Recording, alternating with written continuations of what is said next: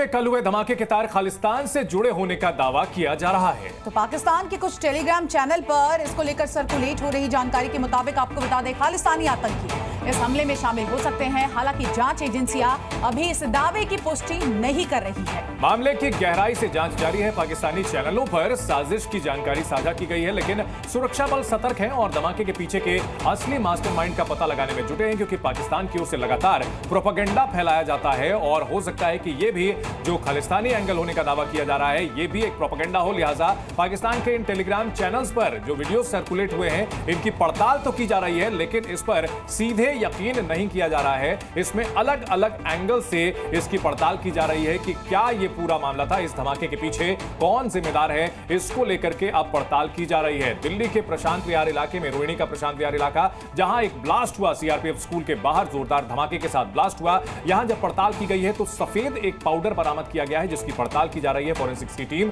वहां पर पहुंची हुई है और इस पड़ताल में लगी हुई है। इन सब के बीच वहां जबरदस्त धमाके का वीडियो जो है वो सोशल मीडिया पर आने लगा और उन टेलीग्राम चैनल्स पे आया जो पाकिस्तान से चलते हैं और पाकिस्तान से वहां जो आतंकी गतिविधियां होती हैं उसको सर्कुलेट करते हैं। और ये वीडियोस सामने आए हैं। देखिए, स्कूल की दीवार के पास अचानक धमाका होता है, सब कुछ यहां हिल जाता है और पाकिस्तान के टेलीग्राम चैनल्स ये दावा कर रहे हैं कि ये खालिस्तानी आतंकियों के द्वारा किया गया हमला हो सकता है।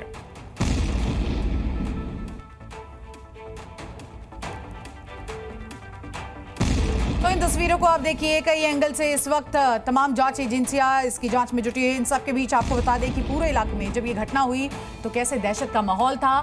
साइन बोर्ड से लेकर नेम प्लेट तक सब कुछ यहां पर टूटे नजर आए। सीधे रुक करते हमारे सहयोगी राजू राज का इस बड़ी खबर पर। राजू, क्या अपडेट है, क्योंकि हर एंगल से इसकी जांच की जा रही है, तमाम जांच एजेंसियां इसमें जुटी हुई है। देखिए, निश्चित तौर पर सबसे बड़ा सवाल है कि राजधानी दिल्ली में ये ब्लास्ट होता है और अब तक जो जानकारी सामने है उसके मुताबिक ये एक लो इंटेंसिटी ब्लास्ट किया गया था, जिसको कंट्रोल किया गया, रिमोट कंट्रोल के जरिए आईईडी का इस्तेमाल किया गया।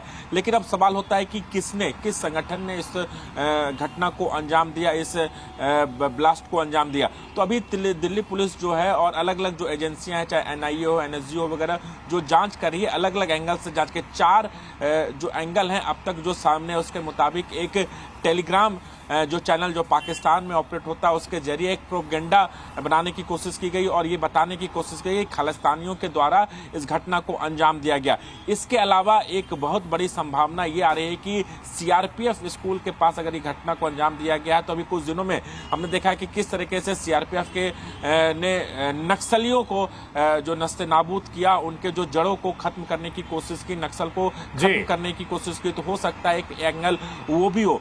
तीसरा जो एंगल है कि किसी शरारती तत्व का भी हाथ हो सकता है। इसके अलावा पाकिस्तान में बैठे आईएसआई का भी एक एंगल हो सकता है। इन तमाम एंगल पर निश्चित तौर पर अलग अलग एंगल से जांच की जा रही है राजू, और इसमें किसी में भी हर एंगल पर पड़ताल की जा रही है। वहीं दिल्ली में हुए धमाके पर सियासत भी जारी है। दरअसल दिल्ली पुलिस ने कहा कि इस घटना की जांच जारी है। बिल्कुल, और जल्दीबाजी में कोई भी बयान देना ठीक नहीं होगा। जबकि दिल्ली के सीएम आतिशी ने बीजेपी पर सवाल उठाए और कहा कि ये मसला केंद्र सरकार के अंदर का है।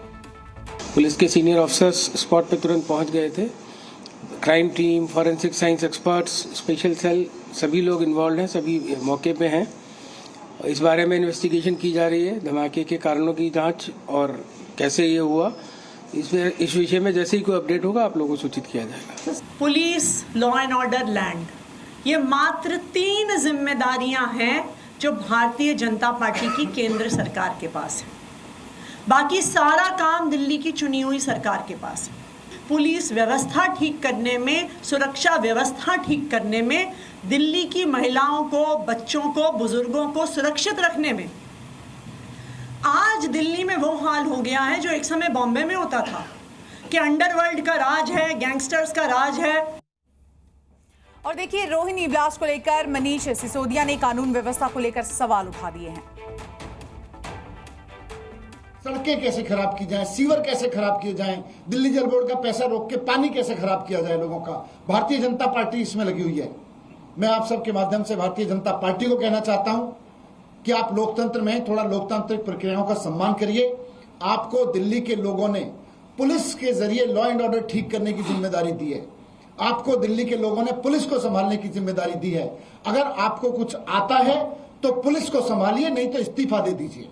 आपको अगर पुलिस ठीक करनी आती है, लोगों ने आपको पुलिस का लॉ एंड ऑर्डर का काम ठीक करने के लिए दिया है। अगर आपको लॉ एंड ऑर्डर ठीक करना आता है तो काम कीजिए, अपना लॉ एंड ऑर्डर ठीक करिए, नहीं तो इस्तीफा दे दीजिए। आप ये एजुकेशन के पीछे, हेल्थ के पीछे, पानी के पीछे, सड़कों के पीछे सारे काम को रोकने में लगे हुए हैं। उस काम पे अपनी टुच्ची राजनीति बंद करिए। और रोहिणी ब्लास्ट केस की एफआईआर में बड़ा खुलासा हुआ है। धमाके के बाद सफेद धुएं का गुबार इसमें निकला है, ये बात एफआईआर में कही गई है। बिल्कुल, पीसीआर को कॉल करने वाले से भी अब पूछताछ होगी। इसी के साथ साथ अज्ञात लोगों के खिलाफ मामला दर्ज कर लिया गया है। दिल्ली के रोहिणी में ब्लास्ट हुआ और उसके बाद आप देखिए कैसे धमाके के बाद सफेद धुएं का गुबार पूरे इलाके में देखने को मिला। ये धमाका इतना तेज था कि नेम प्लेट से लेकर तमाम जगहों पर हमने देखा, कई गाड़ियों के शीशे टूटे नजर आए, तो कहीं पर जो साइन बोर्ड था वो टूटा हुआ नजर आया। और अब एफआईआर में ये बड़ा खुलासा हुआ है, अज्ञात लोगों के खिलाफ मामला दर्ज किया गया है। पीसीआर कॉल जिसने किया था उससे भी पूछताछ होगी। तो धमाके के बाद सफेद धुएं का गुबार निकला था और इसके बाद वहां पर सफेद पाउडर भी बरामद किया गया था। रोहिणी ब्लास्ट केस की एफआईआर में बड़ा खुलासा हुआ है, इसका वीडियो सामने आया और वहां पर जब एफआईआर में दर्ज किया गया है कि सफेद धुएं का गुबार जबरदस्त तरीके से यहां पर देखने को मिला है, जोरदार ब्लास्ट हुआ था और इस पूरे मामले में अज्ञात लोगों के खिलाफ एफआईआर दर्ज की गई है। जी न्यूज़।